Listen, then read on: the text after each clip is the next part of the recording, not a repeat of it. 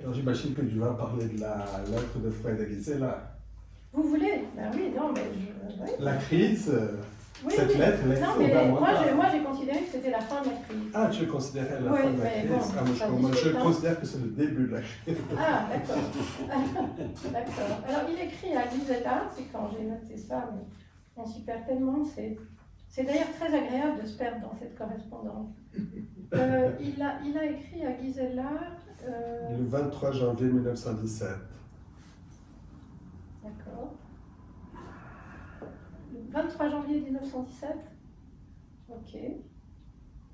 Alors, je vais trouver ça. J'ai d'ailleurs vu la cornée. Ah, Madame Gisela, il y en a plusieurs. Il a écrit plusieurs. Mais...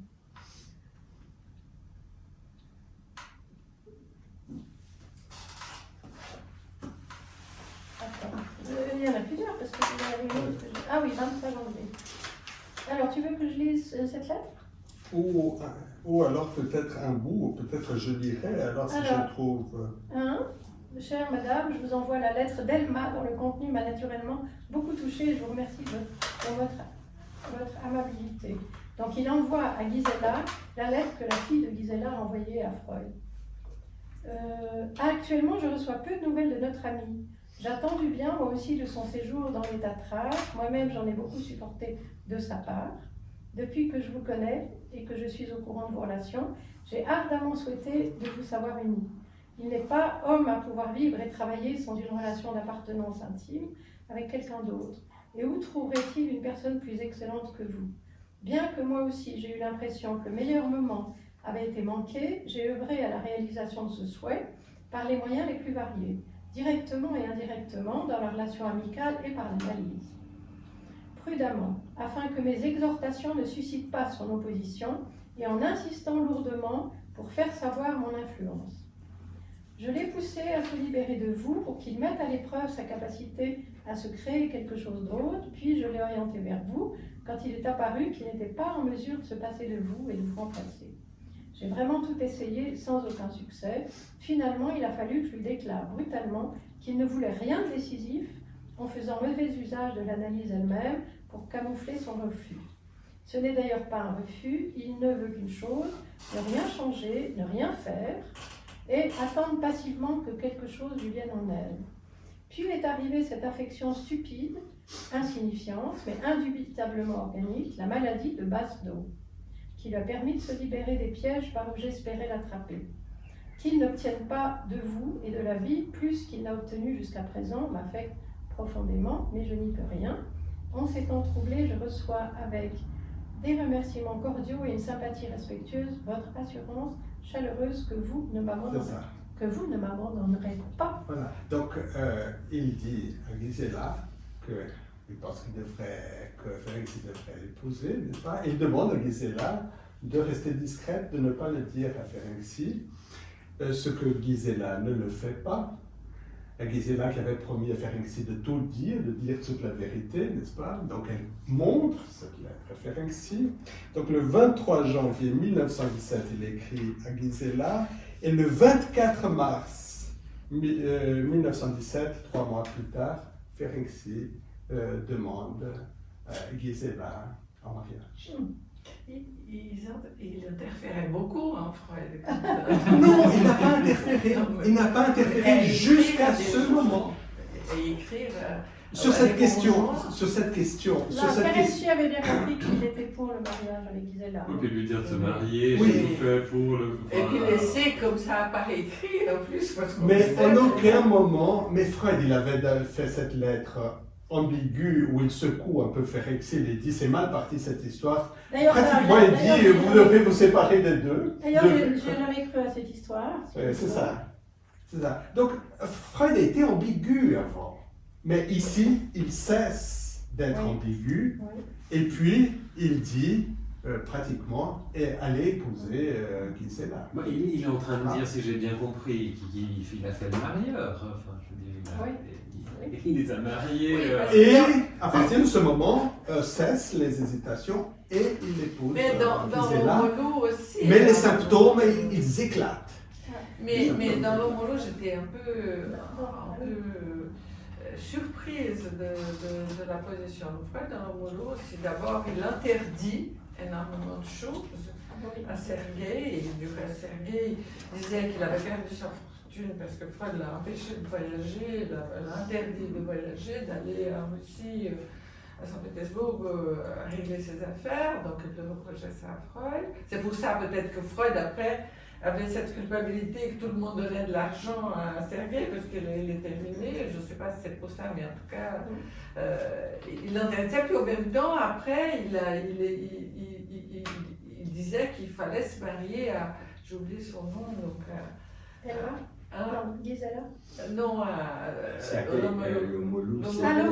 Oui, c'est comment elle s'appelait. Bon, donc, et puis il demande même de la recevoir. Donc alors voilà, Sergueï vient avec elle et puis il a dit oh mais c'est une belle femme en plus.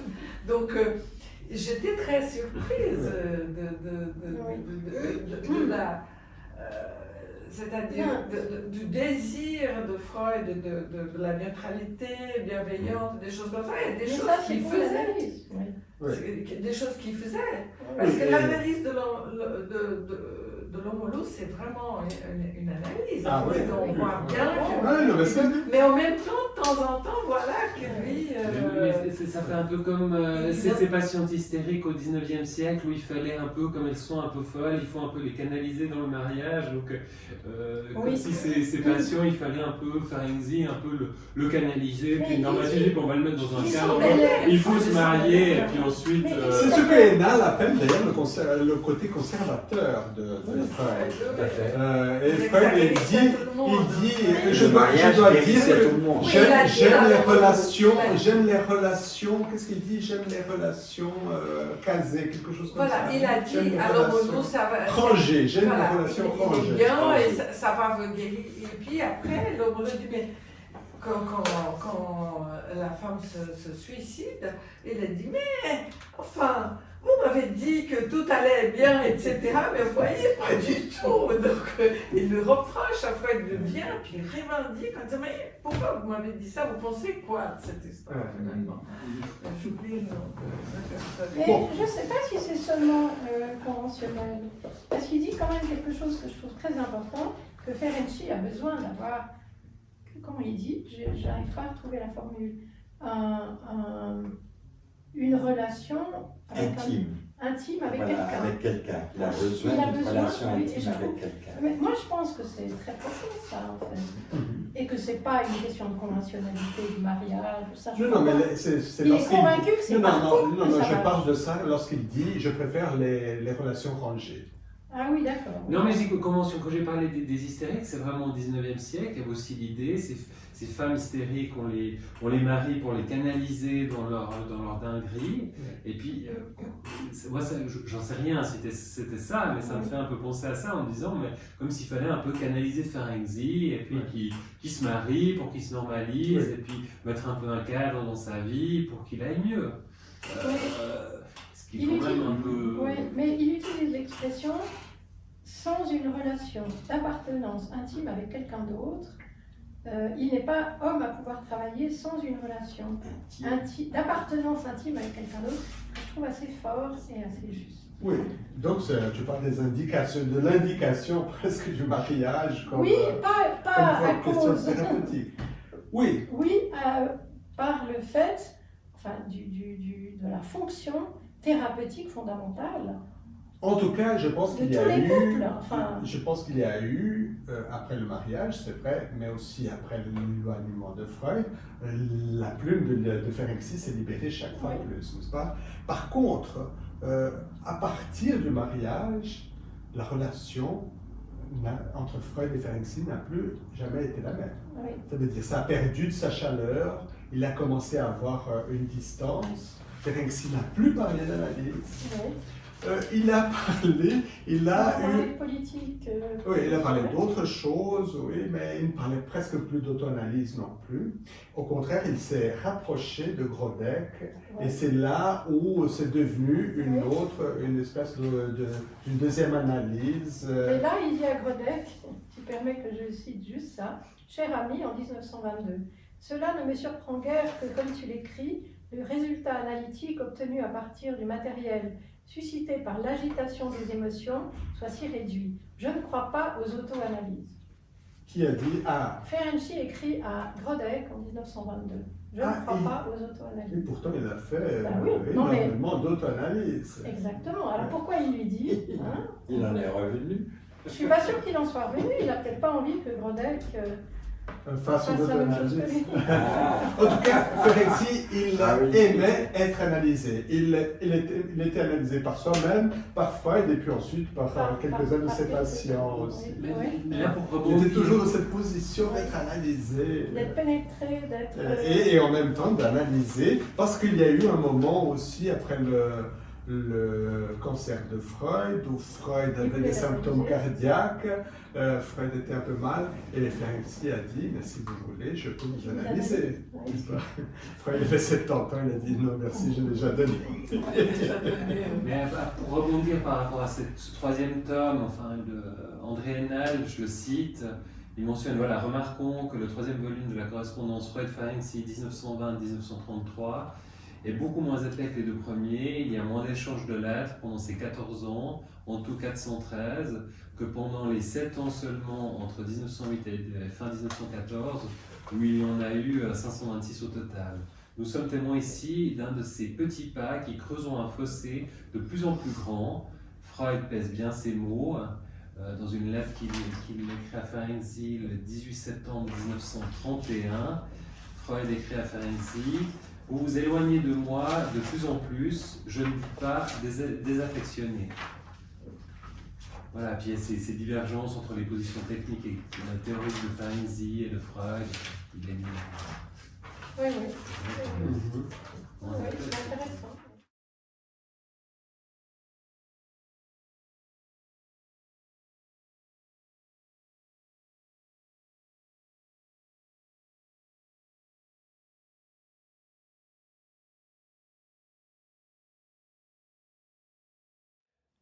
Lettre de Ferenczi numéro 632. Budapest, le 27 novembre 1916. Cher monsieur le professeur, je m'en tiens à cette sorte de compte-rendu en forme de journal. La récapitulation des événements ne sert pas seulement à l'information, mais aussi à l'auto-analyse. Vendredi le 24 a eu lieu ma dernière rencontre avec Gisela. Après des adieux plus qu'agités, je me suis séparé d'elle pour 4 semaines. Elle a été douce, délicate et bonne, comme toujours. Après une nuit un peu plus calme et une matinée supportable, bien qu'apathique, sont venues des heures de profonde tristesse. Le soir, je suis allé au club, mais j'ai trouvé tous les hommes et toutes les femmes ennuyeux. En moi résonnait sans cesse une musique profondément triste. Passé le dimanche avec un ami peintre et ignotus. J'ai dû me forcer à la conversation. Je vois à quel point tout intérêt de ma part, humain autant qu'intellectuel, était concentré sur Gisela. Il va falloir se donner de la peine pour restaurer en partie les relations avec le reste de l'humanité. Aujourd'hui, humeur changeante. J'ai tenté de déplacer la névrose sur le terrain physique, l'hypocondrie, mais je me suis surpris moi-même en flagrant délit. J'ai néanmoins une tachycardie permanente. La maladie physique devrait me forcer à retourner en traitement auprès de vous. J'ai réussi à tempérer passagèrement la perturbation violente dans la gestion de la libido, en pensant que dans 4 semaines, je pourrais de nouveau avoir Gisela. J'ai résisté au désir de raccourcir ce délai. Une faim et une soif insatiables, un dégoût pour les activités intellectuelles constituent les autres symptômes. La libido génitale se tait. Il devait y avoir quelque chose d'obsessionnel dans le caractère exclusif de mon attachement à Gisela. Mais 2 cas restent toujours possibles. Ou bien il s'avère que le principal était la contrainte derrière laquelle il n'apparaît plus d'amour véritable, ou bien il reste assez de cet amour pour me permettre de vivre une vie aux côtés de cette femme incomparablement aimable. En fin de compte, votre opinion sur notre liaison, certainement juste sur le fond, pourrait bien être exagérée. La résistance que j'éprouve à analyser un court rêve survenu après notre séparation justifie cette tentative d'analyse. Très confus, je pousse une femme assise sur une chaise. Je la pousse par la fenêtre. Elle flotte dans l'air devant la fenêtre, au-dessus du milieu de la rue. Elle ne tombe pas. Gisela aussi est dans la pièce. Près de la porte, je vois le visage amer, méchant et un peu boursouflé de Titi Nenni. Le fait de jeter dehors s'explique par ce qui est arrivé. Il est également certain qu'Augustine, la meilleure amie, presque la mère de Gisela, va me haïr dans le cas d'une séparation. Mais l'idée me vient qu'ainsi je détourne sur moi l'hostilité qui règne entre Geza et Augustine. Je veux donc toujours être l'époux de Gisela. Peut-être ne la repoussai-je que parce qu'elle m'avait trompé, moi, Geza, avec un étranger, le docteur Ferenczi. Il s'ensuit donc, ce dont je me doute par ailleurs, qu'il ne nous manque que la légitimité, rien d'autre. Ce n'est pas le visage d'Augustine qui est boursouflé, mais le pied de mon beau-frère qui, mortellement malade, se trouve dans une clinique d'ici. Augustine doit mourir, c'est la devise de Geza. Il prie pour cela tous les jours. Je pense toujours que cela pourra s'arranger à condition que je sois bien sage et que j'accepte tout ce que vous me prescrivez. C'est sous cette forme sarcastique que l'idée m'est venue. Mais la chaise aussi sur laquelle flotte la femme a son origine dans une conversation concernant le rapatriement de mon beau-frère chez lui. Ainsi, Gisela, condamnée à mort également. Je sacrifie donc toutes les femmes pour l'amour du Père, mais je me venge après coup du Père lui-même. C'est un sarcasme. La relation hostile à Geza doit avoir particulièrement perturbé la relation avec Gisela. J'ai surestimé mon courage et je l'ai exagéré compulsivement. Lorsque j'ai séduit Gisela, lorsque j'ai été en partie séduit par elle, et que j'ai maintenu cette liaison durant 16 ans. On peut se demander si je parviendrai à un sentiment de légitimité à son égard, la femme enlevée, fût-ce dans le mariage. Est-ce que la pitié pour Geza, l'identification avec lui, vont continuer à semer le trouble ? Il me semble que j'ai voulu épouser Elma pour me réconcilier avec Geza.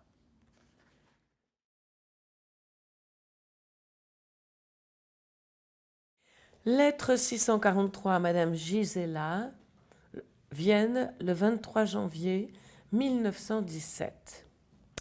Chère Madame, je vous renvoie la lettre d'Elma, dont le contenu m'a naturellement beaucoup touchée, et je vous remercie pour votre amabilité.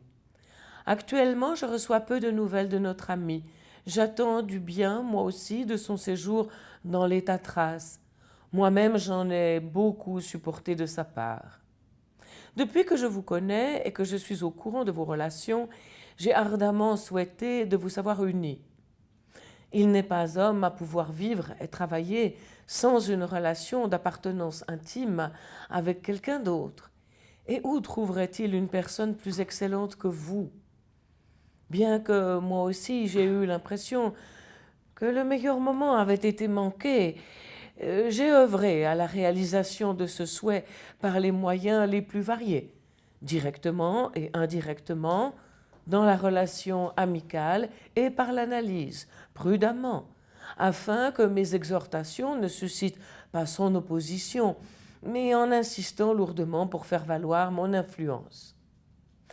Je l'ai poussé à se libérer de vous pour qu'il mette à l'épreuve sa capacité à se créer quelque chose d'autre.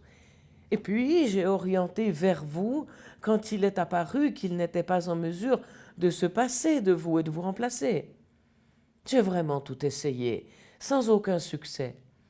Finalement, il a fallu que je lui déclare brutalement qu'il ne voulait rien de décisif et faisait mauvais usage de l'analyse elle-même pour camoufler son refus. Ce n'est d'ailleurs pas un refus.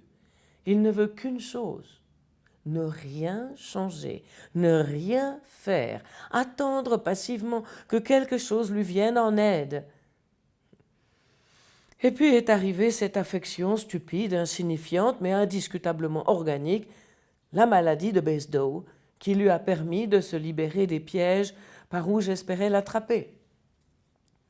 Qu'il n'obtienne pas de vous et de la vie plus qu'il n'a obtenu jusqu'à présent m'affecte profondément.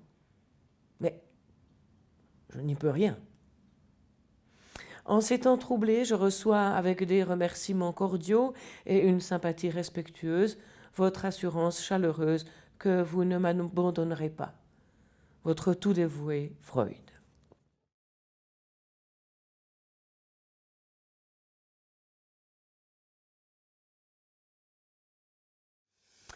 À Budapest, la situation politique est toujours aussi difficile.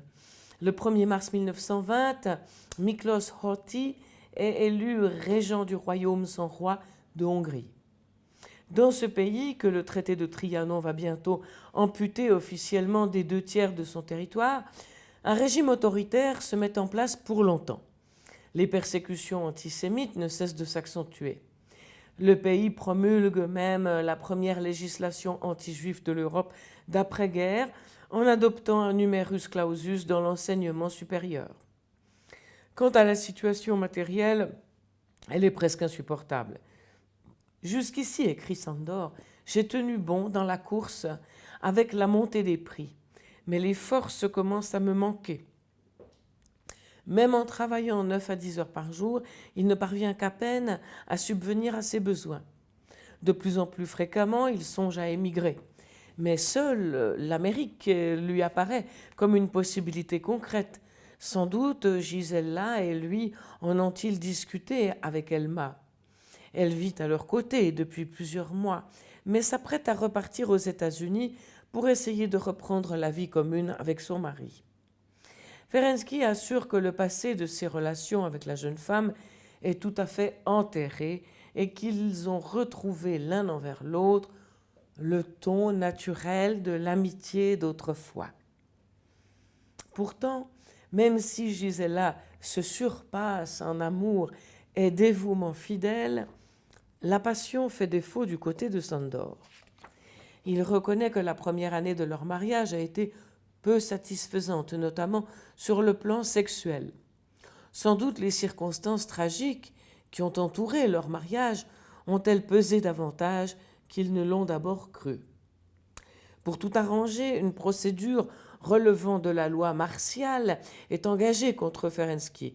Le 28 mai 1920, comme 21 de ses confrères, il est exclu de l'association des médecins hongrois, accusé de s'être compromis avec la République des conseils en acceptant une chaire de professeur.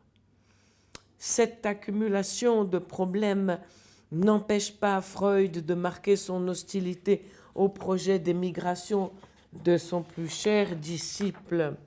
Il multiplie les arguments. L'anglais de Ferenczi est médiocre, alors que mener à bien une cure dans une langue étrangère est très délicat. La psychanalyse ne tarderait pas à s'effondrer en Hongrie s'il devait s'en aller. Quant à leurs relations personnelles, elles seraient bientôt réduites à néant. Il est vrai que, par la force des choses, elles sont déjà devenues intermittentes. Sándor se range à l'avis de Freud, mais continue à se plaindre de la rigueur du destin. Il regrette que la dureté des temps empêche les rencontres et les vraies conversations avec Freud. Notre correspondance, qui devrait suppléer à la discussion personnelle, se tarit de plus en plus.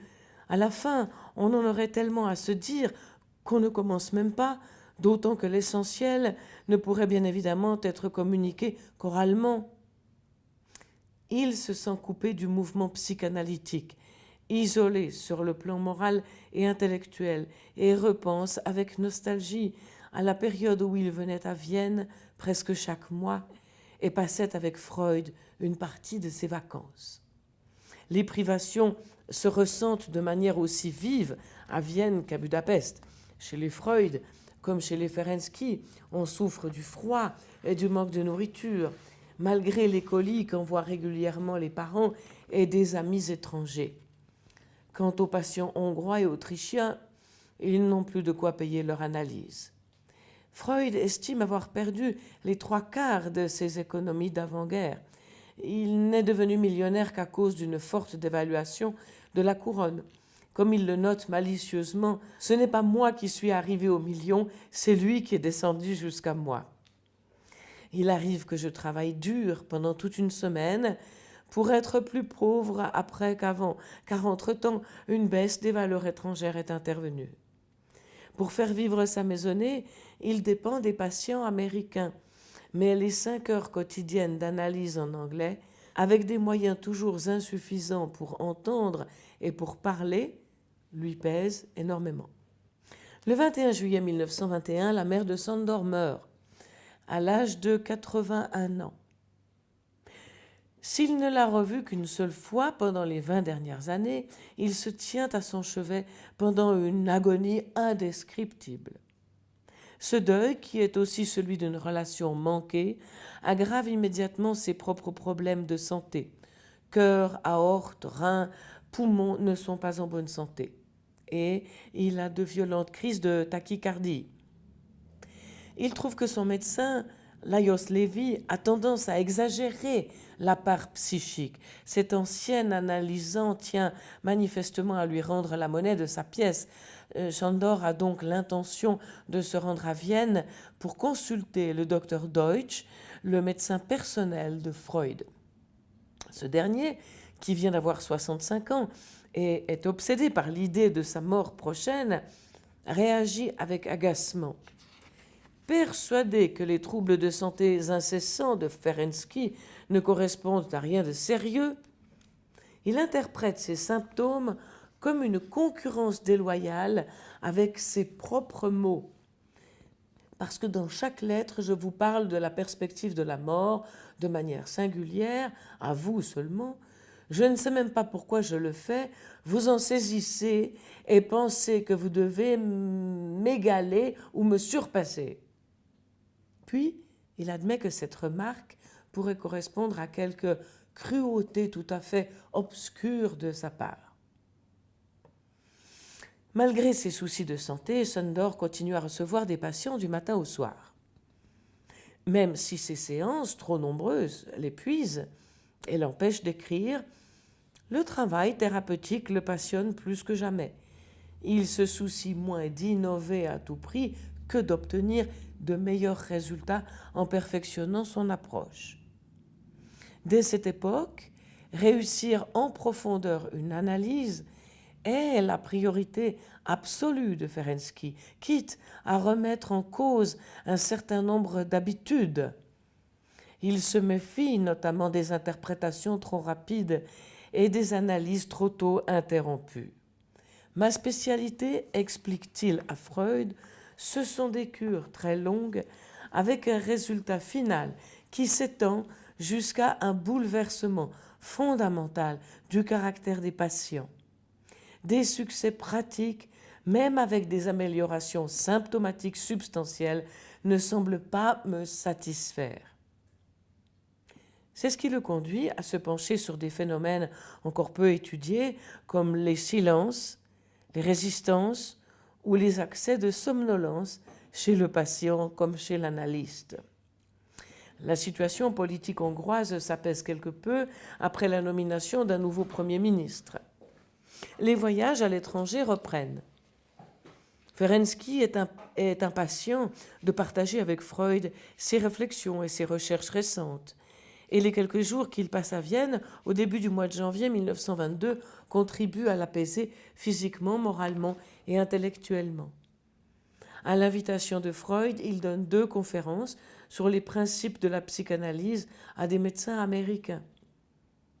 Dès le retour à Budapest, la plupart des symptômes de Sándor disparaissent. Il travaille à plein régime, y compris le soir, ce dont il ne se sentait plus capable depuis 2 ou 3 ans.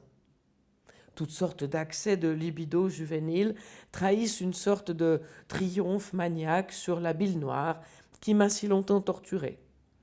À l'évidence, les conversations avec Freud ont eu des effets libérateurs. de même que sa récente amitié avec un singulier personnage, Georg Grodek.